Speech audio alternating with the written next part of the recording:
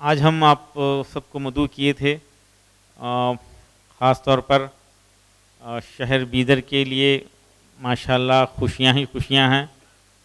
बीदर का नाम पूरे हिंदुस्तान में आज एक घर में दो सपूत माशाल्लाह नईम साहब काबिल मुबारकबाद हैं, और उनकी फ़िक्र और उनकी नेक नियति और औलाद की तरबियत पे जो वक्त दिए, फ़िक्र किए, दुआएं किए, अल्लाह उसका फल दिया है।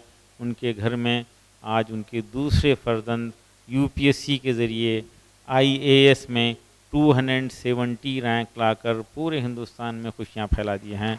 और एमआरएफ ये हम कई लोगों मिलकर, पूरे बीदर के लोग मिलकर ये प्रोग्राम रखे हैं। बीदर के सारे लोग, शहरिया ने बीदर की तरफ से ये प्रोग्राम था जिसमें राब्ता मिल्लत लीड करते हुए आगे बढ़ा। एमआरएफ माइनॉरिटी रिक्रूटमेंट फोरम भी एक ऑर्गेनाइजेशन है। हारिस साहब के मुताबिक 9 से अगर जहन बना लें बच्चे और माँ बाप तो ये मंजिल हासिल हो सकती है। उनके मुताबिक मैं सबसे पहले शाहीन की तरफ से, शहरियान बीदर की तरफ से, आप सब की तरफ से, शाहीन के स्टूडेंट्स की तरफ से हारिस की गुलपोशी करना चाहूँगा।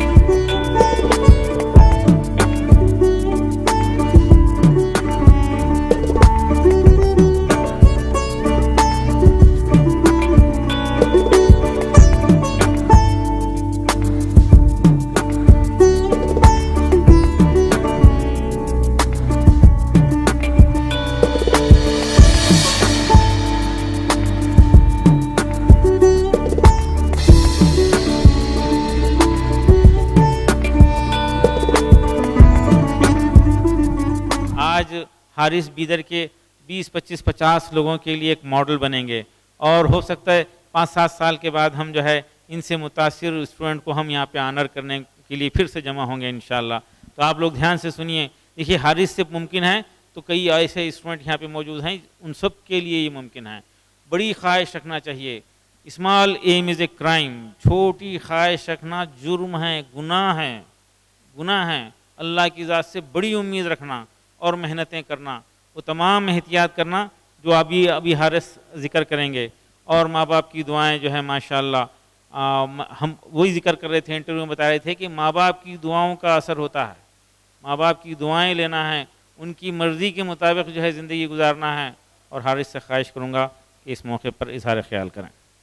सबसे पहले आप सभी को अस्सलाम वालेकुम और very warm welcome to all of you here.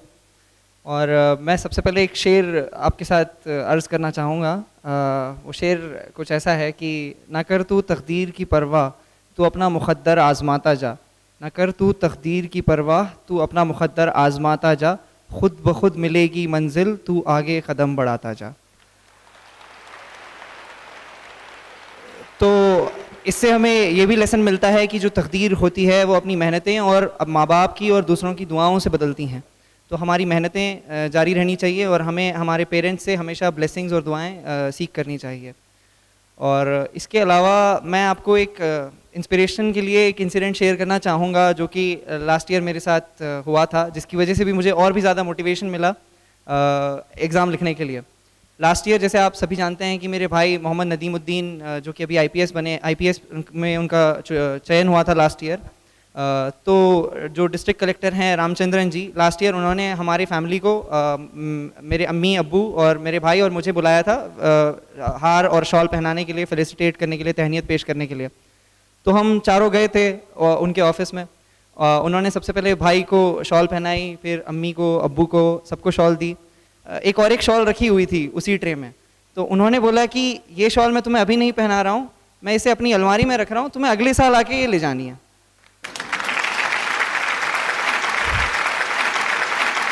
तो ये मेरे लिए बहुत इंस्पिरेशनल जैसी चीज़ थी कि मैं तो अब ये शॉल उनसे लेके रहूँगा। और कल जब मेरी डिस्ट्रिक्ट कलेक्टर रामचंद्रन जी से मुलाकात हुई तो उन्होंने मुझे मेरे बिना जिक्र किए उन्होंने खुद बोल दिया कि आपने अपना लफ्ज़ रख दिया और आपकी जो हरी कलर की शॉल है अभी भी इंतज़ार कर रही है अलमारी में, आप अपनी फैमिली के साथ फिर से आए एक बार। मैं आप सब लोगों को ये कहना चाहूँगा कि एक नेल्सन मंडेला करके एक साउथ अफ्रीका के प्रेसिडेंट थे, उन्होंने एक बात बोली थी। मैं पहले इंग्लिश में बोलता हूँ फिर उसका तर्जुमा करता हूँ। इंग्लिश में उन्होंने कहा था कि education is the most powerful tool which can be use to change the world. मतलब इल्म वाहिद एक ऐसा सबसे मजबूत टूल है जिसकी मदद से आप अपने समाज को और पूरी दुनिया को बदल सकते हैं। तो यहाँ पे मैं इतने स्टूडेंट्स को देखकर बहुत खुश हो रहा हूँ कि इतने सारे स्टूडेंट्स सैक्रिफाइसेस करके अपने पेरेंट्स से दूर रह के हॉस्टल में घर का खाना, आप सबको पता है हॉस्टल का खाना घर चाहे कितना अच्छा हो, घर के दाल के बराबर नहीं होता। तो आप लोग इस जो सैक्रिफाइसेस दे रहे हैं ये कभी रेगा नहीं जाएंगे। और रही बात आईएएस की, तो आईएएस के लिए भी मोटिवेशन जो चाहिए वो अच्छा वाला मोटिवेशन चाहिए। कुछ लोग आईएएस का नाम सुनते ही सोचते हैं चलिए बंगला मिलेगा, लाल बत्ती की गाड़ी मिलेगी, लेकिन ये सब हमारा मोटिवेशन नहीं होना चाहिए, क्योंकि आईएएस का फुल फॉर्म होता है इंडियन एडमिनिस्ट्रेटिव सर्विस। लास्ट में है सर्विस। सर्विस का मतलब ही होता है कि आप खिदमत कर रहे हैं। तो आप आईएएस या जो भी ये काम कर रहे हैं के बारे में सोचते भी हैं तो आपके दिमाग में होना चाहिए कि मैं खिदमत खल्क और समाज की सेवा करने के लिए इसमें आना चाहता हूँ। और मेरा और एक मैसेज है सारे स्टूडेंट्स के लिए कि आप अपने जो अभी आप 9th और 10th या 8th में जो बच्चे हैं, आप जो यहाँ पे पढ़ाई करते हैं ये फाउंडेशन बनता है। जैसे कोई इमारत बनती है, इतनी बड़ी इमारत आप आ तरफ देख रहे हैं, जो पहले पिलर्स बनते हैं, जो बेसिक फाउंडेशन जो पहले खुदाई होती है, तो वही फाउंडेशन जितना मजबूत होगा उतनी ही मजबूत आपकी बिल्डिंग होगी। तो आपका जो फाउंडेशन एज है अभी 8th 9th या 7th की, इसमें ही आप थोड़ा मन लगा के पढ़ाई करें तो आगे आपको दिक्कत नहीं होगी, चाहे आपको इंजीनियर बनना हो, डॉक्टर बनना हो या कलेक्टर बनना हो। तो ऐसा नहीं है कि 10th निकाल लेंगे और बस 11th 12th में कोचिंग करके कर लेंगे। आपको अभी से मेहनतें रखनी है। अभी से जो भी आप किताबें पढ़ते हैं, NCERTs हो, मैथ्स हो, फिज़िक्स हो, जो भी चीज़ें हैं, आपको अभी से दिल लगा के पढ़ना है। और एक जज्बा होना चाहिए आप में कि आप बस पढ़ाई 4 पैसे कमाने के लिए नहीं करते। पढ़ाई या जो नौकरी या जो भी आप करते हैं, आपके दिमाग में होना चाहिए कि अपनी खुद की ज़ात से ज़्यादा बढ़ के कुछ मैं करूँ। बस अपने 4 पैसे कमा के तो बस हम अपने फैमिली को खाना खिला सकते हैं और फैमिली के लिए ज़िंदगी अच्छी बना सकते हैं, बट हमें ये सोचना चाहिए कि हम अपने फैमिली के अलावा अपने आतरफ शहर की, अपने समाज की और अपने राष्ट्र की, अपने देश की कैसे सेवा कर सकते हैं और अपने आप से बढ़ के कैसे कंट्रीब्यूशन कर सकते हैं, चाहे वो डॉक्टर बन के हो, नीट एग्ज़ाम देके, या इंजीनियर बन के हो IIT के थ्रू, या साइंटिस्ट बन के हो। तो मैं चाहता भी हूँ कि आप डाइवर्सिफाइड फील्ड्स में घुसें। इंजीनियरिंग, डॉक्टर तो बहुत ज़रूरी है। जैसे आपने देखा कोविड-19 पैंडमिक के दरमियान कितना डॉक्टर्स ने रोल निभाया। बिना डॉक्टर्स के कैजुअलिटीज़ बहुत ज़्यादा होते। तो डॉक्टर भी बने, इंजीनियर भी बने, जर्नलिस्ट भी बने, अलग अलग फील्ड्स परसू करें। जो भी आप परसू कर रहे हैं एक अच्छी पॉजिटिव सोच से किए। उर्दू में 2 लफ्ज़ हैं, एक है मुस्बत जिसका मतलब होता है पॉजिटिव, और एक दूसरा लफ्ज़ है मुसीबत। तो हर एक मुसीबत को अगर आपको पार करना है तो आप मुस्बत सोच अगर रखेंगे तो आप हर मुसीबत को पार कर सकते हैं। हालांकि दोनों लफ्ज़ काफ़ी सिमिलर हैं, बट फ़र्क जो है ज़मीन और आसमान का है। हर मुसीबत को मुस्बत पॉजिटिव सोच के साथ आप पार कर सकते हो। और एक चीज़ है कि जो आपके होप्स हैं और जो इरादे हैं बुलंद होने चाहिए। अगर आपके इरादे या आपकी सोच ही छोटी, आप अपने आप में अपने खुद में आप यकीन ना रखें कि मैं ये कैसे कर पाऊँगा, मैं तो इस गांव से आता हूँ, मेरे गांव में कोई डॉक्टर नहीं है, कोई इंजीनियर नहीं, कोई कलेक्टर नहीं है, तो ये गलत सोच है। आपके हमेशा इरादे बुलंद होने चाहिए, अज़्म मुहक्किम होने चाहिए, आपकी निगाहें हमेशा आसमान की तरफ होनी चाहिए, लेकिन पैर हमेशा ज़मीन पे होने चाहिए। कि मैं देख तो रहा हूँ सितारों की तरफ, लेकिन हमको एहसास भी होना चाहिए कि मैं ज़मीन पे ही खड़ा हूँ। तो यही मैं मैसेज देना चाहता हूँ आप सबको कि आप जो भी फील्ड परसू करें, चाहे आईएएस हो, डॉक्टर हो, इंजीनियर हो, जर्नलिज्म हो, या जुडिशल सर्विस हो, जज बने, लॉयर बने, जो भी बने अच्छे से बने, और अपने अलावा समाज की और सोसाइटी माशरे की आप कैसे खिदमत कर सकते हैं, खिदमत खल्क कैसे कर सकते हैं, इस बारे में हमेशा सोचें। और दूसरी एक इम्पॉर्टेंट मैसेज स्टूडेंट्स के लिए कि कई सारे लोग घंटे गिनते हैं कि कितने घंटे मैंने पढ़ाई की। घंटे गिनने की बजाय आप ये काउंट करें कि मैंने कितने चैप्टर्स पढ़े, कितने किताबें पढ़ी। तो आप क्वालिटी पे फोकस करें, सिर्फ क्वांटिटी पे नहीं, तो आप आगे बढ़ सकते हैं। और एक चीज़ जो अक्सर स्टूडेंट्स गलती करते हैं वो ये है कि कई सारे स्टूडेंट्स रट्टा या रोट लर्निंग का इस्तेमाल करते हैं। कुछ समझ नहीं आया तो बस रट्टा मार के आगे चले जाते हैं, लेकिन इससे आपको कामयाबी नहीं मिलेगी। आप 10 दिन बाद उसे भूल जाओगे। आपको अगर कोई चीज़ हासिल करनी है, स्पेशली कॉम्पिटिटिव एग्जाम में, चाहे वो नीट हो, आईआईटी जेई हो, या सिविल सर्विसेज एग्जामिनेशन हो, या जुडिशियल सर्विस एग्जामिनेशन हो, इसमें आपको कॉन्सेप्ट्स अंडरस्टैंड करना चाहिए, समझना चाहिए। जब आप कॉन्सेप्चुअल अंडरस्टैंडिंग आप में क्लियर होगी, तभी आप उसको समझ सकते हो, और कोई भी उसके बारे में के सवाल आए तो आप उसको आराम से पूरा कर सकते हो। अज़्म मुहकिम हो तो होती हैं बलाएं पसपा, अज़्म मुहकिम हो तो होती हैं बलाएं पसपा, कितने तूफ़ान पलट देता है साहिल तन्हा। जज़ाकल्लाहु खैर। आप जो डेली स्टडी करते थे उसका रूटीन क्या है, और आपकी जो डेली स्टडी का रूटीन था उसमें आपकी हेल्प कौन किया करते थे? मैं क्योंकि हमदर्द स्टडी सर्कल और जामिया मिलिया इस्लामिया में जो रेसिडेंशियल एकेडमी है वहाँ पे रहता था पिछले साल से, रेसिडेंशियल एकेडमी जामिया मिलिया में। तो वहाँ पे मेरे साथ काफ़ी और भी स्टूडेंट्स थे। तो हम लोग सबका ऑलमोस्ट सिमिलर ही शेड्यूल रहता था। सुबह सुबह जल्दी फजर के वक्त से पहले हम उठ जाते थे, और नमाज तो सब लोग करते ही थे अपने अपने ऊपर। तो उसके अलावा हम सुबह उठ जाते थे, और सुबह में उठ के पढ़ने में क्या होता है, चीज़ें जल्दी जहन में जाती हैं, और मैं जल्दी रात में जल्दी सो जाता था और सुबह जल्दी उठता था। इस आदत से थोड़ा मुझे लगता है कि मुझे बिल्कुल फ़ायदा हुआ। सुबह जल्दी उठने से सनराइज़ से पहले जब आप उठते हैं और नमाज़ पढ़ के, अगर आप फजर की नमाज़ पढ़ते हो, उसके बाद अगर आप पढ़ाई शुरू करें, तो सुबह के वक्त ऐसा होता है कि जो भी आप कुछ नई जो भी चीज़ें पढ़ती हैं वो सीधे चले जाती हैं। तो ऐसा कुछ शेड्यूल रहता था, और खाना और ये सब साथ में चलते थे, और साथ में खेलकूद भी चलती थी। क्योंकि ऐसा नहीं है कि सिर्फ आप पढ़ाई ही करते रहें, साथ में आपको आपकी हेल्थ पे भी फोकस करना होता है। और मैं पेरेंट्स को भी मैसेज देना चाहूँगा कि अपने बच्चों को पढ़ने के लिए ज़रूर बोलें, बट उन्हें ज़रूर रोज़ाना कुछ ना कुछ वक्त खेलने के लिए, खेलकूद के लिए भी दें, क्योंकि अपनी हेल्थ भी इम्पॉर्टेंट होती है। और क्योंकि अपनी health, physical health, mental health, ये सब भी इम्पॉर्टेंट हैं। और अगर फिज़िकल हेल्थ अच्छी हो तो पढ़ाई में भी मज़ा आता है और चीज़ें जल्दी समझ आती हैं। मेरा नाम हुसैन अली है, मैं भी एक यूपीएससी एस्पिरेंट हूँ। तो पहले सवाल है कि हर एक जो भी शख्स हो, यूपीएससी, नीट, जेई मेंस, कोई भी हो, मतलब अब बात तो सिविल सर्विस की चल रही, तो उसको अब जो आप हैं, मतलब हर एक चीज़ को भी कोचिंग की ज़रूरत है ही, या खुद से भी मेहनत अगर हो सकता है तो चलता। और एक क्वेश्चन है, तो फिर आपको लवसना ट्रिप मिली या नहीं मिली, और वो भी है। और मेंस के वास्ते जो सब्जेक्ट्स रहते ना, 26 चैप्टर जो हमें सब्जेक्ट चूज़ करना रहता, तो उसमें से आपने कौन सा एलिजिबिलिटी सब्जेक्ट चूज़ किया था? सबसे पहला सवाल भाई का था कि कोचिंग की ज़रूरत है या नहीं, तो मैं बोलूँगा ये इंडिविजुअल टू इंडिविजुअल पर डिपेंड करता है। अब मेरे केस में क्योंकि मेरे भाई साहब थे, तो वही मेरे सबसे बड़े कोच थे, तो मुझे कोचिंग की ज़रूरत नहीं पड़ी क्योंकि मेरे भाई मेरे साथ थे। बट कुछ लोगों को गाइडेंस की कमी होती है, क्योंकि रिसोर्सेज पता ही नहीं होता कि पढ़ना क्या होता है, तो उनको कोचिंग या गाइडेंस की ज़रूरत पड़ सकती है। तो ये एक इंडिविजुअल मैटर है। और रही बात मेरे ऑप्शनल सब्जेक्ट की, मेरा ऑप्शनल पॉलिटिकल साइंस था, जो कि और political science and international relation करके ऑप्शनल का नाम है। उसमें हम सरकार कैसे काम करती है इसके बारे में पढ़ते हैं, और इंडिया के दूसरे कंट्रीज़ के साथ किस तरह से ताल्लुक़ात हैं इस बारे में हम पढ़ते हैं। और लबासना, जिनको पता नहीं है मैं उनके लिए शेयर करना चाहूँगा, लबासना वो एकेडमी है जहाँ पे IAS ऑफिसर का चयन होने के बाद उनकी ट्रेनिंग होती है।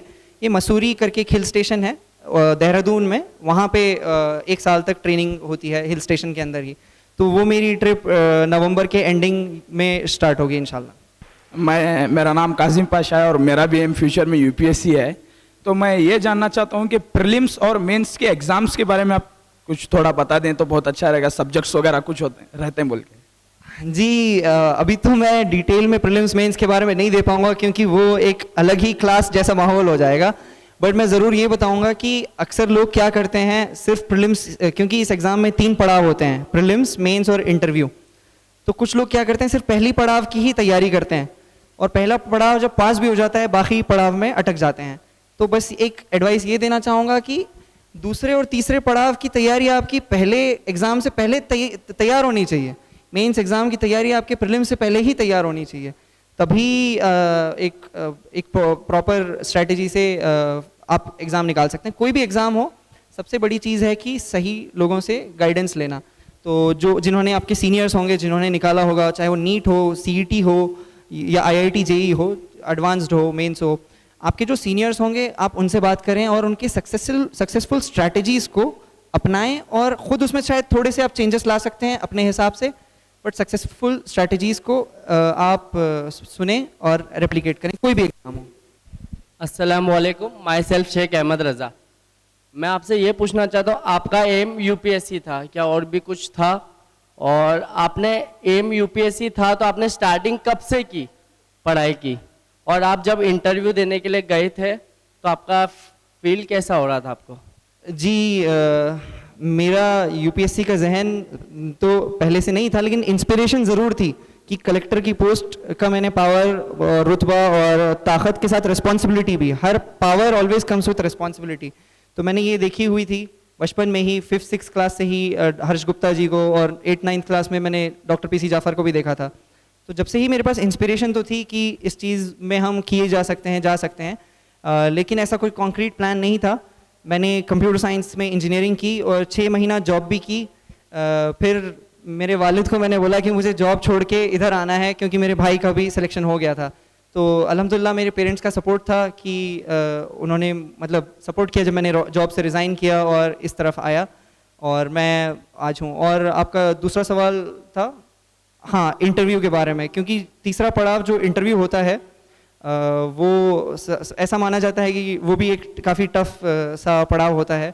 उसमें 5 रिटायर्ड IAS ऑफिसर्स या IPS ऑफिसर्स बैठे होते हैं, अलग अलग फील्ड के, अलग अलग स्टेट्स के, और आप बीच में अकेले बैठे होते हो, और जब भी सवाल आपको पूछा जाता है तो पांचों आप ही की तरफ देखते रहते हैं।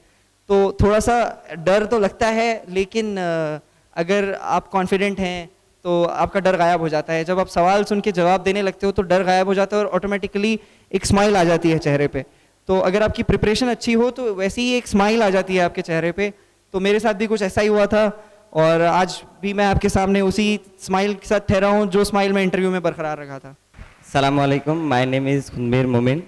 मैं जानना चाहता हूँ कि आपने जो IAS का सफ़र तय किया है उसमें जो जो प्रॉब्लम्स हुए वो जो आपने फेस किए, और दूसरा ये कि जब आप IAS ऑफिसर बने हैं तो आपने जिस तरह तैयारी की, और कभी कभी हालात ऐसे आते हैं कि डीमोटिवेशनल होते हैं, तो आपने अपने आप को मोटिवेशनल कैसे बरकरार रखा? ये बहुत अच्छा सवाल पूछा है कि कई बार ये होता है कि कोई भी कॉम्पिटिटिव एग्ज़ाम हो, जब उसकी हम प्रिपरेशन करते हैं, बीच में कई बार हमें डीमोटिवेटेड फील होता है, ऐसा लगता है कि मैं क्या पढ़ रहा हूँ, क्यों कर रहा हूँ। बट इसके लिए मैं क्या करता था मैं बताता हूँ। मैं क्योंकि पहले से एक विजन लेके आया था, प्लान लेके आया था कि मैं अगर IAS बनूंगा तो क्या करूँगा।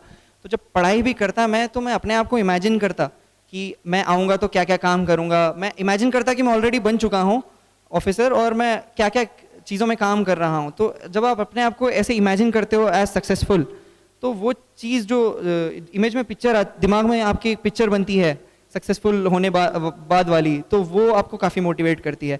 और उसी के साथ आप जो ऑलरेडी सक्सेसफुल कैंडिडेट होते हैं, टॉपर्स होते हैं, उनके टॉक्स को देख सकते हैं। यूट्यूब पे तो हर चीज़ दस्तयाब है, तो वो टॉपर्स के टॉक्स जो ऑलरेडी सक्सेसफुल हो चुके हैं वो भी आपको काफ़ी मोटिवेट करते हैं। और उसके अलावा मैं एडवाइस दूंगा बच्चों को कि डिमोटिवेट ना हो कोई भी कॉम्पिटिटिव एग्ज़ाम के फेलियर से। फेलियर्स नहीं होते, वो आपको कुछ सिखाते हैं। एक शेर था, मैं शेयर करना चाहूँगा। वो था कि वो शहसवार ही तो गिरते हैं मैदान जंग में, वो तिफल क्या गिरे जो घुटनों के बल चले। मतलब जो शहसवार ही तो गिरेंगे मैदान जंग में, और गिरने के बाद आप उठेंगे। अगर आप बच्चे की तरह नीचे रेंग रहे हैं, अगर आप ठहरने की हिम्मत ही नहीं रखते, तो आप कभी फेलियर पाएंगे ही नहीं। तो फेलियर से मत डरें, अपने आप को मोटिवेटेड रखें और आपको कामयाबी मिलेगी। उससे पहले मेरा भी एक सवाल यह है कि आपका पीयूसी का प्रिपरेशन और इंजीनियरिंग का प्रिपरेशन किस हद तक आपको इस प्रिपरेशन के लिए मदद करा? अगर वहाँ पे कुछ बड़ी कमज़ोरियाँ रह जाती तो क्या ये मुमकिन था? मेरा मानना है चाहे डॉक्टर बनो, आफ्टर एमबीबीएस आप यूपीएससी के लिए जा रहे हैं, आईआईटीएन ज़्यादा जाते हैं। आईआईटीएन क्यों ज़्यादा जाते हैं? क्योंकि वो आईआईटी में स्ट्रगल करते हैं। तो मेरा एक सवाल का जवाब आप देंगे, फिर हमारे मौलवी साहब का सवाल भी रहा। मेरा जो सवाल है, अभी तो देखिए आईएएस क्रैक के लिए मेरा तो एलिजिबिलिटी क्राइटेरिया जो है वो पार हो चुका है। मेरा सवाल यहाँ पर जो प्यारे हर एक तालिब इल्म जो आपसे इंस्पिरेशन लेने के लिए यहाँ बैठे हैं, मैं आपकी ज़िंदगी के उन 2 लम्हात जानना चाहता हूँ। यहाँ पर मैं चाहता हूँ कि यहाँ पर शेयर करें उन 2 लम्हात के बारे में, जब आप सोच रहे थे कि आईएएस क्रैक करना मेरी ज़िंदगी के लिए एक सक्सेस है। ये एक लम्हा, वो कब आप वो आपके वो कौन से मोमेंट्स थे जब आप सोच रहे थे कि आईएएस क्रैक करना मेरे लिए एक सक्सेस होगा, मेरी ज़िंदगी में एक कामयाबी हो जाएगी? और एक लम्हा वो कौन सा है जब आप सोच रहे होंगे कि आईएएस क्रैक करने के लिए तो मैं डिज़र्व करता हूँ? ये मैं जानना चाहता हूँ। सबसे पहला सवाल कि पीयूसी और इंजीनियरिंग की मेरी जो पढ़ाई थी उसने मेरी कितनी हेल्प की आईएएस क्रैक करने में। तो सर मेरा जवाब है कि काफ़ी हेल्प की, क्योंकि पीयूसी में मेरा मैथ्स काफ़ी स्ट्रॉन्ग था, मैथ्स का फाउंडेशन काफ़ी स्ट्रॉन्ग था, और मैंने इंजीनियरिंग कंप्यूटर साइंस से की थी। तो जो प्रीलिम्स का पेपर होता है उसके अंदर प्रीलिम्स स्टेज में 2 पेपर होते हैं। पहला पेपर में तो ज्योग्राफी, हिस्ट्री ऐसे सब्जेक्ट्स होते हैं। दूसरे पेपर में basic aptitude of maths check किया जाता है आपका। तो अगर आपका मैथ्स का फाउंडेशन 11th-12th में ही अगर ख़राब है तो चाहे आप डिग्री भी कर लें, आप वो वाला पेपर नहीं निकाल पाते। क्योंकि मैंने कई सारे लोगों को देखा है कि वो सीसैट के पेपर में जो एप्टीट्यूड मैथ्स वाला पेपर होता है उसमें फ़ेल हो जाते हैं, और तो वो आगे के पढ़ाव लिख ही नहीं पाते। पहले वाले पेपर में अगर फेल हो गए प्रीलिम स्टेज में, तो मेंस और इंटरव्यू तक आप पहुंच ही नहीं सकते। आपको बोला जाता है कि आप अगले साल आओ। तो डेफिनेटली मेरे अच्छे मतलब मेरे मैथ्स के फाउंडेशन काफ़ी अच्छे थे। इंटीग्रेशन, डिफरेंशिएशन हो जाए या अलजेब्रा, ट्रिग्नोमेट्री हो जाए, तो इसकी वजह से वो स्टेज भी मैं आराम से क्लियर कर पाया। और क्योंकि मैंने इंजीनियरिंग कंप्यूटर साइंस से की थी और मैंने 6 महीना जॉब भी की थी, तो जब मेरा इंटरव्यू, मैं आपको बताऊं, मेरा पूरा का पूरा इंटरव्यू मेरे कंप्यूटर साइंस के डिस्कशन पे ही चला है। आजकल नई नई टेक्नोलॉजीज़ आ रही हैं, machine learning, AI, artificial intelligence, ऐसी कुछ टेक्नोलॉजीज़ आ रही हैं। तो मेरा पूरा का पूरा जो इंटरव्यू था, जो 40 मिनट तक लगभग चला था यूपीएससी का, वो पूरा का पूरा कंप्यूटर साइंस इंजीनियरिंग के बारे में ही बातचीत हुई। कि वो पूछ रहे थे इस कंप्यूटर साइंस को तुम आके कैसे इस्तेमाल करोगे, किस तरह देश की सेवा में तुम कंप्यूटर साइंस का इस्तेमाल कर सकते हो, समाज पे क्या इफेक्ट पड़ेगा, इकोनॉमी पे क्या इफेक्ट पड़ेगा। तो इंजीनियरिंग और 11th-12th की पढ़ाई भी आपको आगे के करियर में बहुत हेल्प करती है। ऐसा ना सोचे कि 11th-12th में हम अच्छे पढ़ाई नहीं करेंगे और आगे हमें कुछ बनना है। आपको हर स्टेज पे, आपके चाहे आप हाई स्कूल में भी हों या 11th-12th में हो, आपको तब भी अच्छी पढ़ाई करनी है। चाहे आपका कोई भी एम हो, कोई भी कॉम्पिटिटिव एग्जाम हो, जो भी आप पढ़ते हैं वो कहीं ना कहीं आपको काम आता है। ऐसा नहीं है कि आपका पढ़ा हुआ नॉलेज वेस्ट हो जाता है, वो आपको कहीं ना कहीं काम आता है। सर ने एक और सवाल पूछा था कि ज़िंदगी के मेरे कुछ लम्हात जहाँ पे लगा था कि आईएएस हासिल करना मेरे लिए कामयाबी होगी। तो मेरा ऐसा कोई, मैं एक पर्टिकुलर लम्हा तो नहीं बोल पाऊँगा, लेकिन जब मैंने अपने भाई को भी देखा था कि उनका रिज़ल्ट आया था, और उनको डिस्ट्रिक्ट कलेक्टर की तरफ से इज़्ज़त पेश की गई थी। और फिर जब मैंने पढ़ा कानून के बारे में और पढ़ा कि डिस्ट्रिक्ट कलेक्टर की पावर्स क्या होती हैं, क्योंकि डिस्ट्रिक्ट कलेक्टर के अंदर रेवेन्यू डिपार्टमेंट आता है और बहुत सारे डिपार्टमेंट आते हैं, रूरल डेवलपमेंट डिपार्टमेंट आता है। आप एक गांव से बीदर शहर तक अगर एक रोड अच्छी सी बना देना तो वो गांव का पूरा फेस चेंज हो सकता है। वहाँ पे एजुकेशन और बिजनेस हर चीज़ शुरू हो जाती है बस एक छोटी सी रोड बनाने की वजह से। तो मान लीजिए अगर आप डिस्ट्रिक्ट कलेक्टर हैं, आपके हाथ में डिस्ट्रिक्ट की हर एक रोड बनाने का इंतज़ाम है, तो आप कितने नई गाँव को बदल सकते। तो ये मेरे दिमाग में इंस्पिरेशन थी। और दूसरी बात ये सर कि आईएएस बनना अपने आप में एक कामयाबी हो सकती है, लेकिन यहाँ पे मेरा मकसद खत्म था। मेरे हिसाब से मेरी जर्नी अभी ख़त्म नहीं हुई, मेरी जर्नी अभी स्टार्ट होने वाली है। कि एग्ज़ाम पास करना था अपनी जगह, लेकिन असली एग्ज़ाम जो लाइफ का है वो अब स्टार्ट होने वाला है। तो मैं जो विज़न लेके आया हूँ कि सोसाइटी के लिए कंट्रीब्यूट करना है, अपने देश को, नेशन को आगे बढ़ाना है, the journey of contributing to nation begins now. अस्सलाम वालेकुम sir, myself Mohammad Aajib. Sir मेरा एक छोटा सा सवाल था, स्टडी में कैसे ध्यान दे और कैसे पढ़ाई में मन लगा के पढ़े। अगर आप रट के पढ़ोगे तो आप भूल जाओगे, एक दिन के बाद भूल जाओगे, बस एग्ज़ाम पास कर लोगे, लेकिन कॉम्पिटिटिव एग्ज़ाम नहीं निकाल पाओगे अगर रट के पढ़ोगे। तो समझ के पढ़ो, नहीं समझ आ रहा तो डाउट्स पूछो। मैंने देखा है कई बच्चों में वो डाउट्स पूछने से क्लास में शर्माते हैं। कभी कोई चीज़ जब नहीं आती है शर्माना नहीं चाहिए। अगर कोई टीचर आलिम आपको कोई चीज़ पढ़ा रहा है तो उससे जितने चाहें डाउट्स पूछें। जो चीज़ क्लास में पूछ सकते हैं क्लास में ही पूछ के आप लर्न कर लें। तो इस तरीके से आप का पढ़ाई में मन लग सकता है। First of all congratulation sir. Sir आप है ना आपके प्लानिंग के हिसाब से नहीं चले तो आप कैसे ओवरकम करते थे, और आप हर्डल्स कैसा क्लियर करते थे, और क्योंकि आप ही आईएएस क्यों बनना चाहते थे, कि दूसरा क्यों आप ही क्यों बनना चाहते थे, इसके लिए बारे। सबसे पहले भाई ने प्लानिंग का जिक्र किया, और कोई भी चीज़ में एक प्लान बहुत ज़रूरी होता है। यू फेल टू प्लान, अगर आप प्लान बनाने में फेल होते हैं, if you fail to plan then you plan to fail. मतलब अगर आपने प्लान बनाने में ही आप फेल हो गए, मतलब ऐसा है कि आप फेल होने की ही तैयारी कर रहे हैं। तो ऐसा प्लान बनाएं जो आपको सक्सेस दिला सके। तो हमेशा एक प्लान्ड ऑर्गेनाइज्ड वे से पढ़ाई करना ज़रूरी होता है। मेरी आप लोगों से यही रिक्वेस्ट है कि आप जो भी अपनी पढ़ाई करते हैं उसको रिवाइज कब कब करना है, अपना खुद का शेड्यूल बनाएं, अपना खुद का प्लान बनाएं कि मुझे आज के दिन मैथ्स और साइंस पढ़ना है, अगले दिन मुझे फिजिक्स और केमिस्ट्री पढ़ना है। ऐसा अपना खुद का प्लान बनाएं, बिकॉज प्लानिंग और प्लान्ड स्टडी बहुत ज़्यादा ज़रूरी होती है किसी भी कॉम्पिटिटिव एग्ज़ाम को पास करने के लिए। अस्सलाम वालेकुम sir, my self Huzaifa. Sir मेरा एक क्वेश्चन था, is arts compulsory for UPSC? Is arts compulsory for UPSC and arts subject, and what were the tricky questions in the interview which you face was hard?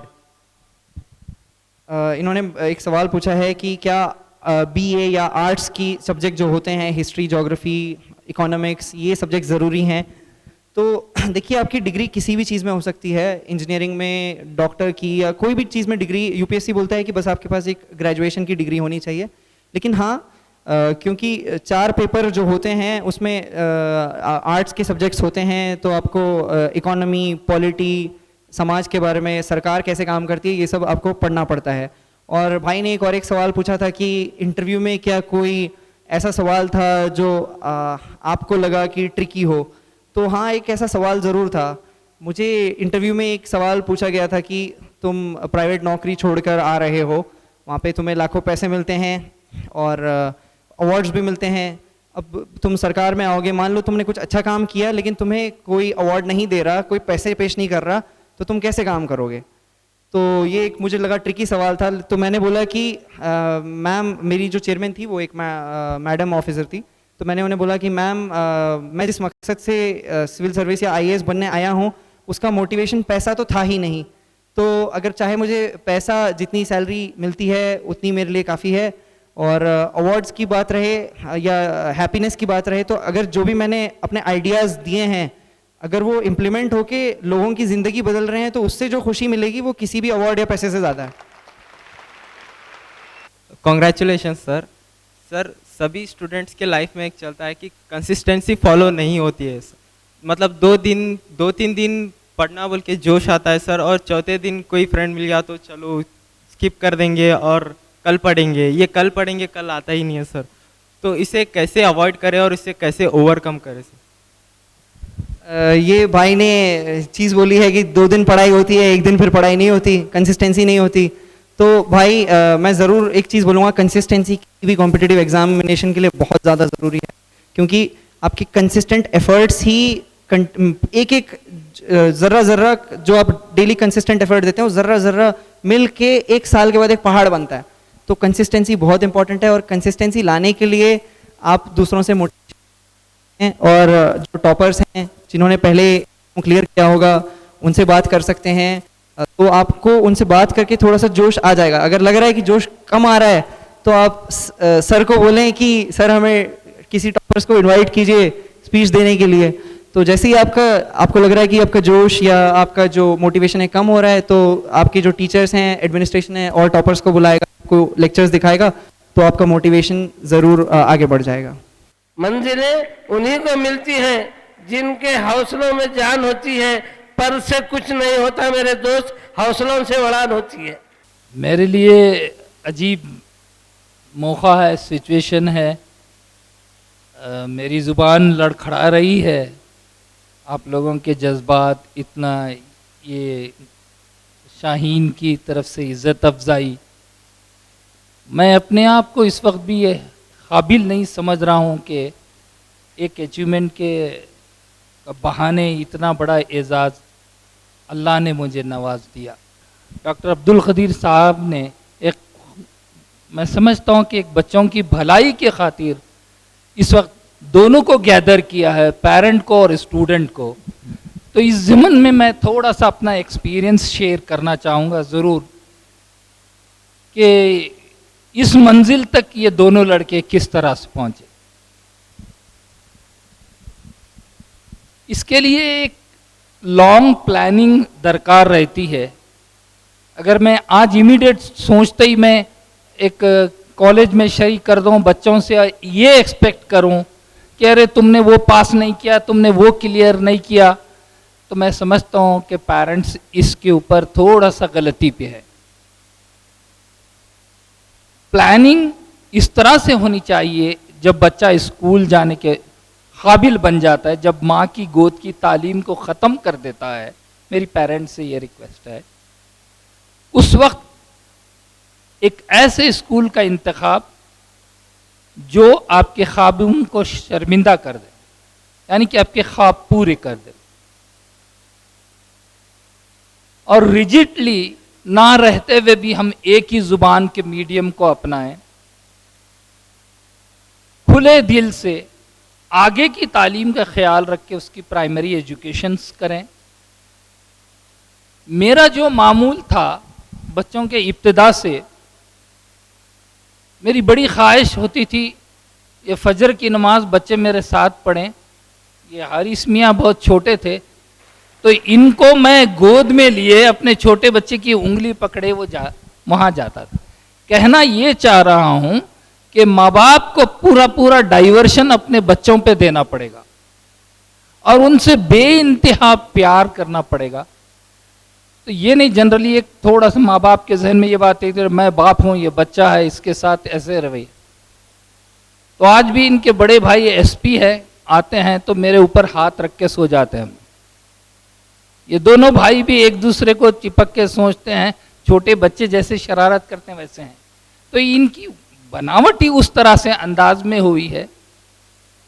School का work कभी इन्होंने pending नहीं रखा, मगर मैं अपनी बीवी को भी ये हिदायत थी, तुम्हें कुछ मालूम हो या ना हो, तुम बच्चों के नोटबुक्स बराबर चेक करना प्राइमरी टाइम से। तो इस तरह से इनको बच्चों को एक हैबिट जैसी कल्टीवेट हो गई कि मुझे पूरा काम करना है, पूरी तरह से पढ़ना है। तो उसके बाद उसका जरिया ये सीबीएसई सिलेबस थे। मेरी अपनी सर्विस एयरफोर्स में भी थी, केंद्र विद्यालय में इनका एडमिशन्स वहाँ हो गया। तो तो वहाँ का माहौल भी वैसे ही मिला, डिसिप्लिन था। Discipline is very important. मैंने देखा, मैं अल्लाह का शुक्र है मैं इस शाहीन की भी खिदमत कर सका हूँ। वो डॉक्टर अब्दुल खजीज साहब का शुक्रगुजार जो उन्होंने मुझे प्रिंसिपल बनवाया था इस कॉलेज का, सी ब्लॉक में मैं रहता था। तो ये विजिट को जब आते थे, बच्चियों के खाने के गिने हुए दानों को इन्होंने एक प्लेट में जमा करवाया, खुद भी खाया और बच्चों को भी शेयर किया। खाने चावल की कमी नहीं थी, मगर एक मामला एक डिसिप्लिन का आ जाता है यहाँ। उसके बाद बच्चों के जहन में था, हदीस सर ये दस्तरखान पे पड़ा हुआ चावल निवाला खा सकते हैं। उसके बाद से मैंने महसूस किया कि हर बच्ची अपनी प्लेट साफ करने लगी, दाने उठा के खाने लगी। सर ये मेरा एक्सपीरियंस है सी ब्लॉक में। उसके बाद तो बच्चों की मोहब्बत माँ बाप से होती है, माँ बाप की मोहब्बत बच्चों से। मैं अपनी अहलिया के साथ कभी बच्चों के सामने ना बहस करता था ना लड़ता, क्योंकि मुझे मालूम था कि इसका डायरेक्ट असर बच्चों के ऊपर जाता है। वो इस चीज़ को, नेगेटिव जहन को पहले कबूल करते हैं। तो इस बात की हम एहतियात करते थे, बच्चों की पढ़ाई, उनकी सेहत का ख्याल रखते थे। अलबत्ता आउटडोर गेम्स में मैंने कभी रोड पे इनको छोड़ा नहीं। इन्होंने ज़्यादा इंटरेस्ट में स्कूल में जो खेल लिया, आउटडोर गेम वो खेल लिया, बस इसी पे रहती थी। हमें हमेशा पेरेंट्स को बच्चों के लिए इनकरेज करना चाहिए। आरिस और नदीम की वालदा को देता हूँ, जिसने शोल्डर टू शोल्डर मेरे प्लानिंग पे अमल आवारी की। इस मौके पे मेरे मुंह से दुआ निकलती है, जैसा कि डॉक्टर अब्दुल खलीक साहब ने बताया, वालदाइन की दुआ, मेरी अपनी वालदाइन की दुआ भी मेरे साथ रही, जो इन बच्चों की शक्ल में मुझे अल्लाह। लेकिन कम से कम यूपीएससी के लिए जो सिलेक्शन टेस्ट होते हैं इंडिया भर के, वो टेस्ट के लिए लोगों को, बच्चों को मोटिवेट करेंगे और उस टेस्ट के लिए तैयार करेंगे। और उसी प्रोग्राम के तहत नदीम का हम टेस्ट लिए थे और तैयार करके भेजे थे, और अल्हम्दुलिल्लाह वो सक्सेस हुए थे। और गवर्नमेंट ऑफ कर्नाटका की तरफ से जो स्पॉन्सर्ड स्टूडेंट वाजीरामन रवि में जाते थे, उसमें पहला सक्सेस जो है नदीम का रहा था। और वो कोशिशें जाफ़र साहब की उस ज़माने में काम में आ गई। हम यूपीएससी के लिए भी इंशाअल्लाह सोचेंगे।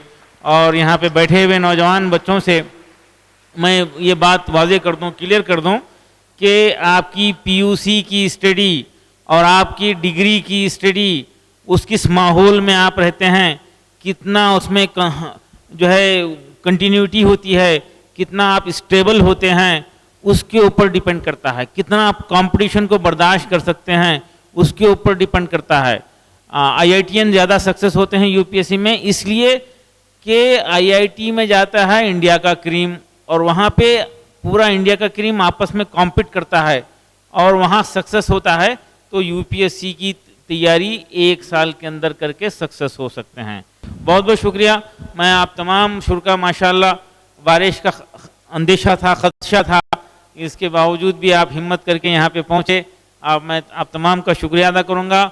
और नौजवानों की हिम्मत अफजाई कीजिए, सपोर्ट कीजिए, और ख़ास तौर पे बीदर में नौजवानों को बेराहरवी से बचाने के लिए, ड्रॉप आउट बच्चों की मदद करने के लिए कुछ आगे बढ़िए, अडॉप्ट कीजिए। हर पेरेंट एक एक बच्चे को, अपने बेटे के अलावा किसी और बच्चे को जो है अडॉप्ट करें, कुछ कोशिश करें। हमारे हकीम साहब, अखील अहमद साहब का बड़ी ख्वाहिश है बीदर को जो है 100% लिटरेसी वाला डिस्ट्रिक्ट बनाने के लिए कोशिश करें। वो 2-3 साल से मुझे इसरार करते रहते हैं। ये किसी एक फ़र्द के बस की बात नहीं है। अगर हम सब मिलकर अगर कोशिश करेंगे तो इंशाल्लाह वो दिन दूर नहीं है कि 100% लिटरेसी बीदर में रहेगी। आज हमारे पास तजुर्बात हो रहे हैं, कभी स्कूल नहीं जाने वाले बच्चे जो कभी स्कूल नहीं गए थे ज़िंदगी में, डायरेक्ट यहाँ पे आए और 1 साल में 10th करे, 2 साल में PUC करे और MBBS सीट लेके MBBS मुकम्मल करे हैं हाफिज़ बच्चे। ऐसे बेशुमार बच्चे यहाँ पे मौजूद हैं माशाअल्लाह। तो रास्ते निकलते हैं अगर सही कोशिश हो तो। हम सब मिलकर बीदर में एक बड़ा चेंज, बड़ी तब्दीली जो है के लिए हम सारे कोशिश करें।